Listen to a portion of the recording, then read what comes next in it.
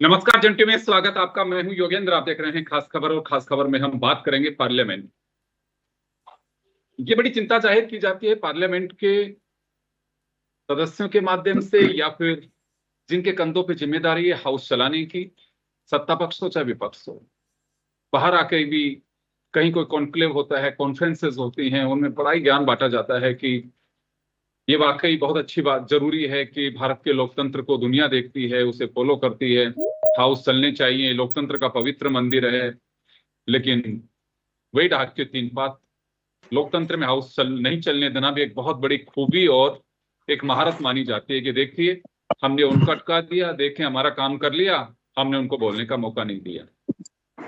खैर चलिए, लेकिन इसमें कौन जीता कौन हारा ये तो मुझे पता नहीं, लेकिन जनता की किस्मत जरूर हार रही है कि उनके जो मुद्दे हैं उन पे चर्चा नहीं हो पा रही, बहस नहीं हो पा रही है, और जो भविष्य के लिए कानून बनने वाले बिल हैं वो चंद सेकंड में पास हो रहे हैं, जिस पर चिंता जाहिर की जाती है।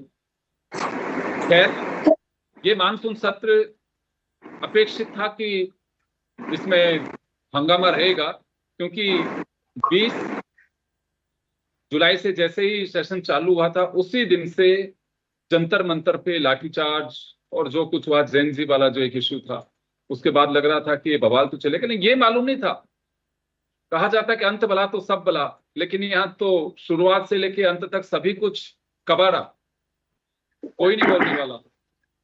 और जो स्थितियां बनी है वो हाउस के अंदर तो है चिंता की, हाउस के बाहर भी बड़ी चिंता की बात। सत्ता पक्ष और विपक्ष के सदस्यों के बीच मतभेद नहीं, मनभेद नहीं, अब तो मुझे लगता है कि दुश्मनों जैसी स्थितियां बन गई हैं। जो एक दिन पहले, 2 दिन पहले नजारा देखा गया, वो इससे पहले बजट सत्र के दौरान भी यही सब कुछ हुआ। वो उसके धक्के मार रहा है, वो उसके धक्के मार रहा है। क्या हो रहा है सब? फिर हम कौन से विश्व गुरु की कल्पना कर रहे हैं कि हम ऐसे हो जाएंगे, वो हो जाएंगे, भारत का लोकतंत्र इतना मजबूत है। खैर चलिए, हमारे साथ आज 3 सीनियर जर्नलिस्ट हैं जो इस पूरे सत्र को बताएंगे कि क्या खामियां रही। खामियां तो बहुत सारी, लेकिन क्या किया जा सकता था, और क्या अभी भी कोई सबक लिया जाएगा? हमारे साथ ओम सैनी साहब हैं, प्रमोद वशिष्ठ साहब हैं, राजीव जैन साहब हैं, तीनों वरिष्ठ पत्रकार हैं। मैं प्रमोद जी आपके पास में आना चाहूंगा, आप दिल्ली में हैं। क्या स्थिति है कि पार्लियामेंट्री, क्या जो स्थितियां बनी हैं और जो हालात देखे गए, हालात में इस वजह से कह रहा हूं कि इस पे चर्चा होनी चाहिए। क्या कहीं पब्लिक चर्चा करती है? क्योंकि पहले जर्नलिस्ट, आप जैसे सीनियर लोग, खासकर ओम जी को आप सुनिए, कॉफी हाउस से पान की दुकान, चाय की थड़ी, जनता के अंदर क्या चल रहा है इसको जानने के सबसे सटीक जगह हुआ करती थी। बस स्टैंड पे लोग चर्चा करते थे, अगर बस में टाइम है तो वहीं से सब कुछ बना देते थे कि उस जाति के वोट उसको चले जाएंगे, वो ऐसे बन सकता है, इसको टिकट दिया, इसको नहीं देते तो ये हो सकता था, इसका समीकरण यो बन सकता था।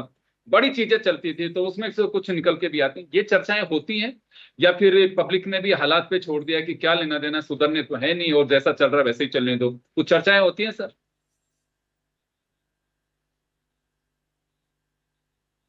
अनम्यूट करिए सर, म्यूट है आपके यहाँ से, म्यूट है।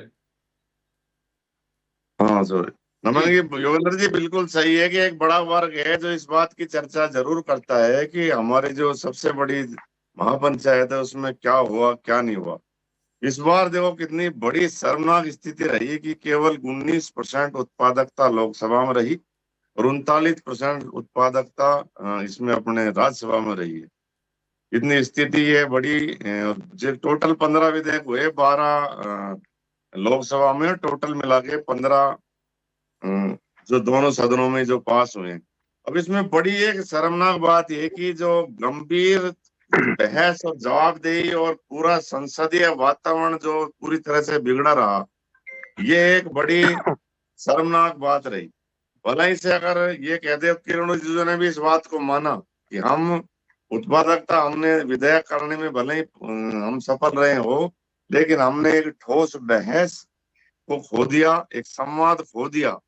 अगर उसके जब बिना बहस के, बिना संवाद के कोई बिल पास हो, फिर उसमें क्या उसको सही माना जा सकता है? क्या उसको पूरी संसदीय सफलता मानी जा सकती है? क्या बिल्कुल नहीं मानी जा सकती, क्योंकि बिना बहस के बिल पारित हो गए, बिना उसके हो गए। अब ये तो भले ही से चाहे कितने घुसोलों कि भाई हमने 12 विधेयक सफलता प्राप्त कर ली पास कराने में, लेकिन वो जो इनकी उत्पादकता और जो संसद का एक संसद के लिए जो एक जनता की चाह, बुद्धिजीवी वर्ग के लोगों की चाह होती है कि भाई एक बहस के बाद विधेयक हो, कानून बनना है, क्योंकि ये कानून बन जाता है उसके बाद कानून क्या खत्म होता है। बिना बहस के ही हो गया पास, बिन बहस के। तो ये एक बड़ी असफलता, इसको सरकार भी इसको शायद न कराने में जो सफल नहीं रही, तो सरकार की भी असफलता इसको कहा जाएगा। और विपक्ष का देखो, विपक्ष इसमें लोकसभा में 2 चीजों में सफल रही है। एक तो उन्होंने वो बिल जो FCRA JPC में भेज दिया निश्चित रूप से। दूसरा, उन्होंने जो मुद्दे उठाए उनसे सरकार को घेरने में पूरी तरह कामयाब रही। ये अपने दोनों कर ले, लेकिन जनता को क्या मिला? जनता को तो बिना बहस के बिल मिलेंगे, बिना बहस का कानून बन जाएगा, कोई चीज वापिस भी चली गई जो भी है। तो इस बात को जो चर्चा जो बाहर निकल के आती है, अखबारों में लोग पढ़ते हैं, तो निश्चित रूप से लोग इस बात को चर्चा तो करते ही हैं, इसमें तो कोई दो राय नहीं है। तो ये एक मतलब बड़ा शर्मनाक पहलू भी है कि जो शर्मनाक, आप 19% कितना रेशो उत्पादक मान सकते हैं? 19% का 19% बहुत कम आंकड़ा है जो उत्पादकता जो रही इसकी लोकसभा की। शायद ये इतिहास में सबसे कम उसमें आ रहा होगा। तो इस बारे में बहुत सोचना पड़ेगा, अब आगे भविष्य में सोचना पड़ेगा। इतने बड़े बड़े जी चीजें आती हैं, इतने बड़े बड़े लोगों की उम्मीदें होती हैं कि भाई इस बार जनता के लिए क्या होगा, क्या बड़ा कुछ आएगा। सब कुछ गौण है। अगर मान लो सरकार है, उनका बहुमत है, उसका मतलब ये नहीं हो जाता कि आप जो चाहे बिल पास कर लो, बिना बहस के पास कर लो। ये संसद की मर्यादा नहीं है, ये सरकार की जी बिल्कुल वो नहीं है। हाँ जी। जी, बिल्कुल आप सही कह रहे हैं, क्योंकि पब्लिक चर्चा करती है और ऐसा नहीं कि सब कुछ खामोश है, लोग देखती हैं। लेकिन मान्यों को समझना चाहिए। मैं ओम जी के पास में जाना चाहूंगा। सर, आप किस तरह से देखते हैं? क्योंकि पूरा पार्लियामेंट हंगामे की भेंट चढ़ गया और नजारा जो देखा जा रहा है कि हाउस के अंदर और बाहर की स्थितियां ये बन गई है कि जैसे कोई आमने सामने दुश्मनों की सेनाएं खड़ी हों, वो उसके धक्का मार रहा है, वो उससे भिड़ने की कोशिश कर रहा है, नारेबाजी में इतनी तल्खियां। हमने बहुत सारी जगह देखे हैं, खूब नारेबाजी होती है दोनों तरफ से। यहाँ तो बड़ी अजीब सी स्थिति देख रहे हैं। तो आने वाले दिनों में तो मुझे लगता है कि तलखी और बढ़ेगी, कम होने का तो सवाल ही नहीं उठता। योगेंद्र जी, इतिहास को देखने की जरूरत नहीं है। वर्तमान को समझने के लिए वर्तमान के इश्यूज को देखने से सारी चीजें सामने आ जाती हैं। वर्तमान कुछ ऐसे चल रहा है कि संसद के अंदर वैचारिक रूप से भयंकर युद्ध है। दो गठबंधन है जो अपने अपने हिसाब से चीजें स्थापित करना चाहते हैं। दोनों का अपना अपना एजेंडा है, घोषणा पत्र है, उसको हासिल करना चाहते हैं। उसमें संसद में कितना कुछ डेमोक्रेट होकर के हासिल किया जा सकता है कर लीजिए, वरना ना हो रहा है तो उसके अलावा इतर जो रास्ते हैं उनको भी इस्तेमाल कीजिए। ऐसा चल रहा है। वर्तमान में जो दृश्य चला, जो नीट की परीक्षाओं को लेकर के एक आंदोलन सा बना और सीजेपी पार्टी वाला जो सीन आपके सामने आया, उसमें जो रोल था, जो गृह मंत्री पर जो आरोप लगा है और जिसको लेके इतना उद्गिन्न हो गया कि बिगड़ किसी नतीजे के ही आपको सत्र को बिल्कुल समाप्त करने जैसी स्थिति में पहुंचा दिया। वो ये रहा कि आपने जो सवाल पूछा विपक्ष ने, कि देखिए मैं पहले कह रहा हूं कि दो अलग अलग पक्ष हैं, उनके अलग अलग एजेंडे हैं। एक और दोनों की बड़ी इस मुल्क में बड़ी चाहत है कि कोई लाचार लोग नहीं है, बहुत प्रभावशाली लोग हैं जो इस ओर भी बैठे हैं उस ओर भी बैठे हैं, और दोनों अलग अलग विचारों को स्थापित करने के लिए कमिटेड है। तो उस दौर में ये जो बात आई है सामने, तो उसमें मुझे यूं लगता है कि एक जगह ऐसी चाल चली सियासत की जिसमें ये था कि गृह मंत्री को जवाब देना था कि 20 तारीख को जो लाठी और गोली और ये सब चला, किसने करवाया। इस सवाल का जवाब एक पक्ष मांग रहा था, यानी कि विपक्ष मांग रहा था। उसको जवाब देना चाहिए कि भाई ये किसने किया। उसको वो ना दे करके और जिस तरीके से टालम टोल किया है, वो अपने आप में उग्रता को और बढ़ाता चला गया। और ये जो आपके जिस तरह के प्रदर्शन हुए लोकसभा के अंदर और के बाहर, वो सब भी इसीलिए हुए कि आपने टालने की चेष्टा की, आपने जवाब नहीं दिया। वरना सीधा जवाब है कि मैंने नहीं करवाया तो फिर किसने करवाया। ओम जी, एक सवाल होगा। अमित शाह ने एक दिन पहले ही, जब पार्लियामेंट अनिश्चितकाल के लिए स्थगित हुई, उसके एक दिन पहले उन्होंने कहा कि मैं बहस को तैयार हूं, बहस का जवाब दूंगा, सबको सुनूंगा, हाउस में बैठूंगा और मैं डेली हाउस में आ रहा हूं। ये कहना भगोड़ा, भग गए, नहीं आ रहे, कुछ जो जिस तरह की मर्यादित भाषा नहीं है, आना चाहिए विपक्ष को। लेकिन अगर विपक्ष को केवल गतिरोध पैदा करना है तो उसका कोई इलाज नहीं है। योगेंद्र जी, इसमें पार्टी मत बनिए, भाई स्पष्ट बताइए कि इनका ये जवाब देने के लिए कंडीशंस नहीं लगा सकते, क्योंकि स्पीकर बैठे हैं वहां पर। स्पीकर को सब निर्णय करना है कि किस तरीके से जवाब देना है, किस तरीके से नहीं देना है। गृह मंत्री ये नहीं कह सकता कि मैं आऊं तो भगोड़ा नहीं कहना चाहिए मुझे, चाहे उनकी ओर से कोई किसी को भगोड़ा कहता रहे। तो संतुलन स्थापित करने का काम जो कर रहे थे स्पीकर, वो भी नहीं कर सके। अगर उन्होंने किया होता तो इस तरह की जबान, इस तरह की स्थापित नहीं होती बात जो आप बता रहे हैं।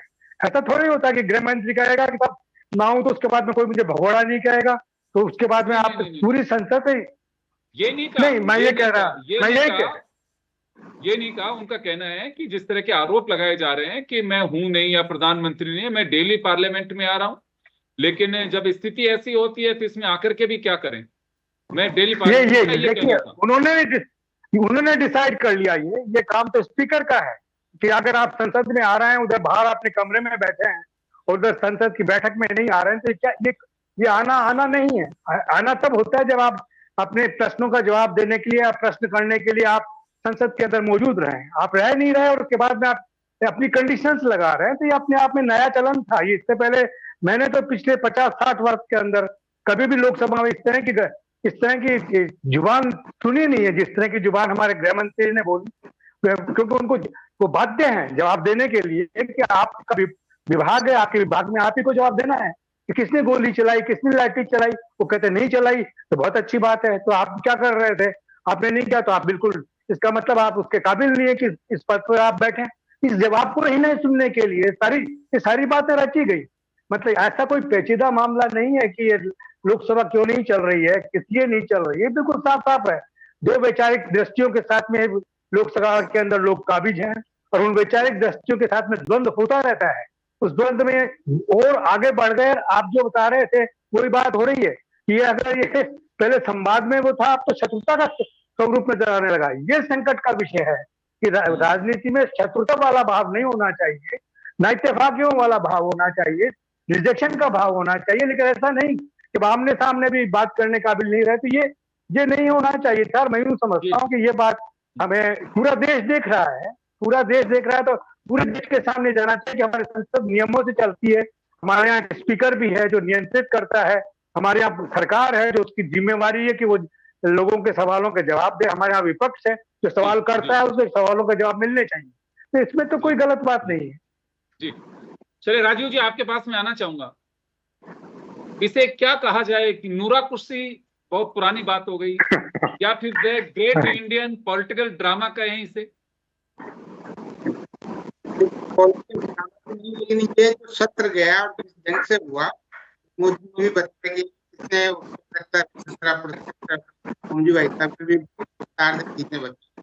लेकिन आप इस सत्र शुरू होने से पहले जहाँ सत्ता पक्ष बड़ा आक्रामक है, बंगाल चुनाव होकर निपटे थे, सत्ता पक्ष को भारी सफलता मिली थी, उसके बाद टीएमसी कितने सांसद आए, शिवसेना यूपी के कितने सांसद पूरे, डीएम का भी कहीं ना कहीं सपोर्ट मिल रहा था। तो ऐसा लग रहा था कि जो सत्ता पक्ष के एजेंडे थे बिल, परिसीमन वाला था, एफटीआरए था, कि इस तरीके के बिल तो अब हो जाएंगे। इसी बीच में जन आंदोलन खड़ा हो गया। वो जन आंदोलन इतना भारी पड़ा सरकार के लिए कि मतलब उस आंदोलन में विपक्ष आक्रामक हो गया, सत्ता पक्ष बचाव की मुद्रा में आ गया। उस आंदोलन के दबाव में एक ताकतवर मंत्री का इस्तीफा तक हुआ। उसके बाद स्थिति इस तरीके से बदली, विपक्ष बहुत मतलब पहली बार 12 साल ऐसा लगा कि विपक्ष वास्तव में बहुत हावी हुआ सरकार को कहीं ना कहीं बचाव की मुद्रा में आना पड़ा विपक्ष की आक्रामकता के कारण। अब जो आखिर तक गृह मंत्री के बयान की बात थी, वो अपना बयान जो वो किसके आदेश पे हुआ, उस मतलब आप सत्ता पक्ष के नजरिए तो उसमें कहीं ना कहीं फंसता हुआ नजर आता। यदि गृह मंत्री कि भाई मेरी जानकारी में नहीं है, मेरे आदेश से नहीं हुआ, तो उसमें फिर होता कि साहब आप यही पता नहीं, आप गृह मंत्री आपके आदेश से नहीं हुआ, और हुआ तो फिर उनको खेद व्यक्त करना, खेद व्यक्त मतलब आपकी गलती है, गलती को स्वीकारना। फिर विपक्ष मांग करता कि इस्तीफा, क्योंकि पहले ही एक मंत्री का इस्तीफा हो चुका था, सत्ता पर बहुत बचाव की मुद्रा में था। तो मुझे जो लगता है कि कहीं ना कहीं सत्र को इसी से टालना चाह रहा होगा कि अब जो 12 बिल विधेयक थे, जो मतलब जिस तरीके के थे उसको किसी तरीके से पास करवा लिया बिना वाद विवाद के। अब लोकतंत्र में वाद विवाद बहुत जरूरी है, लेकिन पहली बार सत्र में लगा कि जो सत्ता पक्ष है वो बहुत बचाव की उसमें था कि वो अपनी सफाई के रूप में दे या क्या दे, हर सफाई में भी फंसने की उम्मीद थी। ये ठीक है कि आखिर गृह मंत्री का बयान है, चर्चा को तैयार है, ये है, लेकिन उसी बीच में एक झारखंड में आंदोलन खड़ा हो गया। अब वो तो मतलब अपना नजरिया है देखने का। कुछ लोग कहते थे कि वो शायद भाजपा प्रायोजित आंदोलन है, वो विपक्ष की सरकार को उसको मतलब एक कहीं ना कहीं सत्ता पक्ष में बुलाने के या विपक्ष को घेरने मकसद से ये चीजें हो रही हूँ, ऐसा है। लेकिन सब चीजें अपने अपने नजरिए से देखी जाती है। विपक्ष अपने नजरिए से देखता है, सत्ता पक्ष अपने नजरिए से देखता है, लेकिन ये निश्चित तौर पे कहा जाता है कि जनता के में है वो इस तरीके का संसद का चलना, मतलब उसको जायज नहीं ठहराया जा सकता। जनता के मुद्दे वहां होने चाहिए, वाद विवाद होना चाहिए। ये ठीक है कि सत्ता पक्ष का बहुमत होता है, वो अपनी मनमर्जी कर सकता है, लेकिन मनमर्जी के साथ एक बहस और वाद विवाद जरूरी है, जिससे सब चीजें सामने आए। आखिर विपक्ष के लोग भी जनता के नुमाइंदे, कहीं ना कहीं वो उसकी फीलिंग वहां जाहिर करते, तो उसमें कहीं ना कहीं संशोधन होता और अच्छे विधेयक सामने आते, जनहित के कानून बनते। वो सब चीजें छूट गई। उम्मीद ये की जानी चाहिए कि भविष्य में संसद विधानसभाओं की जो कार्रवाई है वो सुचारू चले, और जो महत्वपूर्ण विधेयक होते हैं उनके तो वाद विवाद कम से कम। जी बिल्कुल आप सही कह रहे हैं। खैर ये, लेकिन अगर संसद का अगर ये देखें तो अभी भी बहुत सारे लोगों को पता नहीं होगा कि कौन सा बिल आया, कौन सा नहीं आया, क्या इसकी जरूरत है, क्या है। क्योंकि देखिए बिलों पे चर्चा होती है, आर्ग्यूमेंट्स समाचार पत्रों में या एजेंसियों के माध्यम से कहीं से भी आते हैं कि ये बिल ये है, आपके लिए जरूरी है, लोग इंटरेस्ट लेते हैं कि हाँ सुनना चाहिए कौन क्या कह रहा है, लेकिन अभी नहीं। अगर इस सत्र के दरमियान अगर कोई बड़ा बदलाव या देश की सियासत में देखें या फिर किसी को इंट्रोड्यूस कराए तो वो जैन जी को कराया इस सत्र में, जिसके जरिए पूरा केंद्र बिंदु ये पूरा पार्लियामेंट का जो सेशन है वो उसी पर टिका रहा। मैं प्रमोद जी आप ही के पास आना चाहूंगा, 1-1 मिनट का समय लूंगा आप लोगों का। ये माना जा सकता है कि बिलों पे चर्चा और इस सबसे ज्यादा चर्चा जैन जी पे, जिसने ये एक तरह से लोहा भी मनवा दिया कि राजनीतिक दलों को समझना चाहिए कि खामोशी किसी की कमजोरी नहीं होती।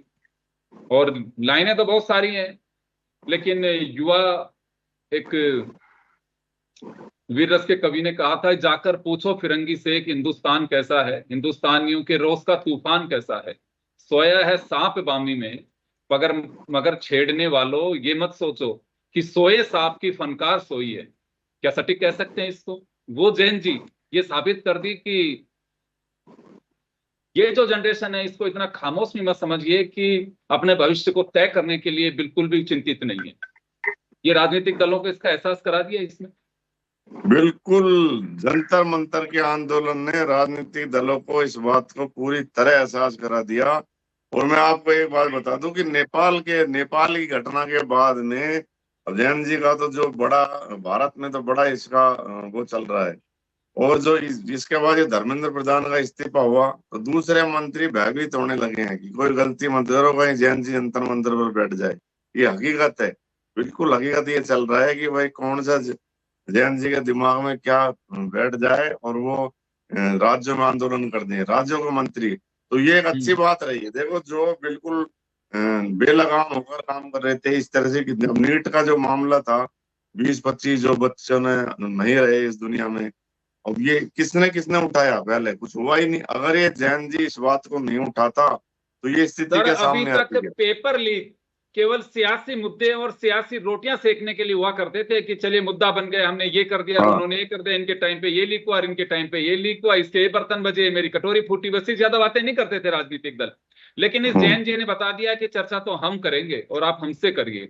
इस बात का एहसास करा दिया। आज देखिए कोई भी पार्टी हो, साधने की कोशिश कर रहे हैं, उनसे चर्चा करते हैं, डायलॉग करते हैं। मोहन भागवत ये बात कह चुके हैं कि बच्चों का रोष वाजिब था, उनकी बात सुनी जानी चाहिए। और जो लाठीचार्ज हुआ उसको भी उन्होंने तो बिल्कुल इस तरह से माना है कि ये बिल्कुल गलत था। तो चलिए समय कम है, मैं एक बार ओम जी के पास में जाना चाहूंगा। ओम जी, बिल क्या पास हुए, कितने घंटे हाउस चला, कितने करोड़ रुपए खर्च हुए, ये तो सब सेकेंडरी बात है, लेकिन ये मान सकते हैं कि इस प्लेटफॉर्म ने जैन जी के आंदोलन को इंट्रोड्यूस करा दिया। ये देखिए जितने भी राजनेता हैं, जितने भी राजनीतिक दल हैं, उनको पता लग गया कि 65 करोड़ के लगभग ये जो जनरेशन निकल रही है ये बड़ा सवाल करती है और अपने हकों को समझती है। इसकी भाषा भी बहुत साफ साफ है, इसमें कोई छुपा हुआ कुछ भी नहीं है, बड़ा स्पष्ट बोलते हैं। तो इनकी बातों को यानी अब तक जो दलों का स्वरूप था वो बहुत अलग किस्म का था, लेकिन अब ये नौजवानों के साथ में आगे बढ़ने का जो सिलसिला है और इनकी बात को सुनने और समझने का सिलसिला है, यही वजह है कि भागवत साहब ने जो कहा ना कि बहुत देर से बोले हैं। उससे पहले तो कुछ और कहा जा रहा था कि गैर राष्ट्रवादी लोग हैं और ऐसा कुछ है, लेकिन जब समझ में आया कि ऐसा सिलसिला, ये जवान हमारे ही है, ये हमारे देश की ही ताकत है जिसको कि हमें समझना सोचना चाहिए, और वो बात बन रही है, इसमें कोई शक नहीं है। और इससे जो नई जनरेशन है, अब जो स्कूलों में पढ़ रहे हैं बच्चे, वो भी समझना चाहते हैं कि क्या है हक, क्या है हमारा फंडामेंटल राइट्स, क्या है सारा सब समझ जाएंगे और सब इस तरीके से पारंगत होंगे। ये नहीं होगा कि साहब हमने राजीव जी को चुन करके भेजा, राजीव जी चले गए दूसरी पार्टी में, अब नहीं होने देंगे, राजीव जी इधर ही रहेंगे और मैं भी उधर ही रहूंगा जहां से चुन करके गया हूँ। ये बड़ा सिलसिला अगर हो जाता है तो ये बेहतर है प्रजातंत्र के लिए। राजीव जी आपके पास में आना चाहूंगा मैं। खैर चलिए, पार्लियामेंट पे चर्चा होगी, समाचार पत्रों में भी आएगा कि कितना हाउस चला, कितना क्या रहा, कितना बिजनेस चला, सब ठीक है। लेकिन इस सत्र के दरमियान, क्योंकि सत्र नहीं होता तो जंतर मंत्र पे इकट्ठे नहीं होते, सत्र को आधार बनाया और उसके जरिए ये कह दिया है कि कोई भी कुछ भी कह देता था या गोलियां दे देते, बच्चे जाते, हम कई मंत्रियों के और इनके देखते, अच्छा ठीक है, पीछे पकड़ा देते, जाइए देखिए। अब आपको लगता है कि विचार करेंगे कि ये क्राउड जो आ रहा है ये ऐसे ही नहीं आ रहा है, ये जवाब मांगने आ रहा है। तो थोड़ा सा हमारे जो हुक्मरान हैं या हमारे माननीय हैं, उनको भी कुछ कहने से पहले, स्टेप उठाने से पहले कुछ सोचना होगा। सबसे बड़ी चीज मैं चीजें हूँ। अब छात्रों के मुद्दे पर, रोजगार के मुद्दे पर पड़ेगा कि उनके असली मुद्दे क्या है। आपके राजीव जी, आपकी आवाज बहुत कट कट के आ रही है, पता नहीं क्यों। अब आ रही है सही? हाँ जी, अब बिल्कुल ठीक है। मैं ये कह रहा हूँ कि इस जैन जी के आंदोलन से सबसे बड़ा फायदा ये हुआ कि राजनीतिक दलों के लिए एक अब चीजें बदल गई। अब उनको मुद्दा आधारित, अब जैसे छात्रों के शिक्षा और रोजगार ये केंद्र में आ गए। हर राजनीतिक दल को इन मुद्दों पे अपनी अपनी स्थिति स्पष्ट करनी होगी, और जो सत्ता में बैठे लोग हैं उनको इन मुद्दों को हल करना पड़ेगा। क्योंकि आप देखिए, आंदोलन शुरू हुआ, आंदोलन के साथ जो भी घटित हुआ है, सबसे पहले मुरली मनोहर जोशी ने इस चीज को सही ठहराया, आंदोलन को सही ठहराया, फिर मोहन भागवत ने भी ठहराया, प्रधानमंत्री की आप भाषा देखें जो इंस्टाग्राम पर आए, उन्होंने भी कहीं ना कहीं इस आंदोलन को कहीं ना कहीं सही ठहराया कि भाई ठीक है, बच्चों की एक डिमांड है। उन्होंने अपने 2 मंत्रियों को उनसे वार्ता के लिए मतलब डेप्यूट किया, वार्ता हुई, और आखिर में शिक्षा मंत्री का इस्तीफा हुआ। शिक्षा मंत्री का इस्तीफा ऐसे ही थोड़ी हो जाता, कहीं ना कहीं प्रधानमंत्री का इशारा हुआ होगा कि नहीं तुम्हारी गलती है। बच्चे भी अब क्या जवाबदेही चाह रहे थे, वो ये नहीं कह रहे थे कि भाई नीट का पेपर लीक हो गया, आगे नहीं होगा, क्या नहीं होगा, लेकिन वो कह रहे थे जो हुआ है उसकी तो कोई जिम्मेदारी ले। और वो जिम्मेदारी को फिक्स, बच्चों की एक ही डिमांड थी कि जिम्मेदारी सीधे सीधे तौर पे शिक्षा मंत्री की बनती है, तो उनको कहीं ना कहीं पनिश किया जाना चाहिए। तो आप सही कह रहे थे कि आने वाले समय में हर मंत्रियों के सामने एक चुनौती रहेगी कि भाई उनको सही काम करना है। आप कुछ कह रहे थे? जी बिल्कुल, आप सही कह रहे हैं। खैर, सत्र के दरमियान अपेक्षित थी कुछ चीजें, और सत्ता पक्ष को भी लगता है कि परिसीमन बिल उनके लिए एक वो बना हुआ है, इसको शायद इस बार पास करा लेंगे, लेकिन वो नहीं बैठ पाया क्योंकि कई चीजें ऐसी थी कि जिसके जरिए सारा फोकस है वो केंद्र बिंदु जैन जी बन गया। और नेताओं के जरूर समझ में आ गया होगा कि आंदोलन खामोशी को कमजोरी नहीं समझनी चाहिए। मैंने पहले भी कहा, डायलॉग करना चाहिए। यूथ आपके पास में आ रहा है, वो पीड़ित है, उसकी बात को सुनी जानी चाहिए। अपने टोरे और कोई भी हो उस अहंकार में नहीं डूबना चाहिए जिसकी आवश्यकता नहीं है।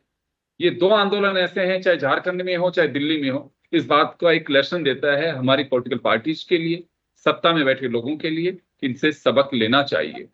सभी का बहुत बहुत शुक्रिया। खास खबर में इतना ही, दीजिए इजाजत, नमस्ते।